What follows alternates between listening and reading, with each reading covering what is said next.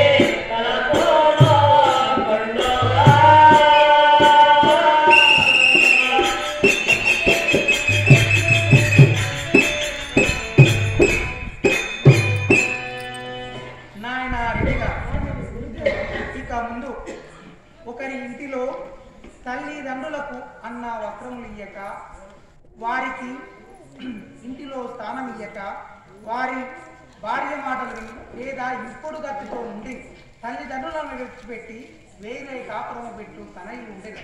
అంతేగాక పెద్దలను గౌరవింపక పరిహాసింపుచు దుర్మార్గులైన నీచాదులైన తన యొక్క స్థూలకాయ శరీరమును చూచుకొని మురియుచు అనేక పాపములకు ఒడిగట్టెదరు. అంతేగాక పుణ్యస్థలములను దేవాలయము ఇటువంటి పాపాత్ములు పాడు చేయుతుంది. అదిగాక నాయన రెడ్డి గారు ఇంకొక చాలా చిత్రమైన విచిత్రములు చెప్పేదాన్ని బాగుగా వినండి. తిరుపతి వెంకటేశ్వర స్వామి గుడిలో మహమ్మదీయులు చెండారులు పూజలు చేయుడు తిరుపతి వెంకటేశ్వర స్వామి యొక్క సొమ్మును అపహరించుకొని పోయేది. అంతేగాక గంగానది మధ్యన బంగారు తేరు కనిపించింది.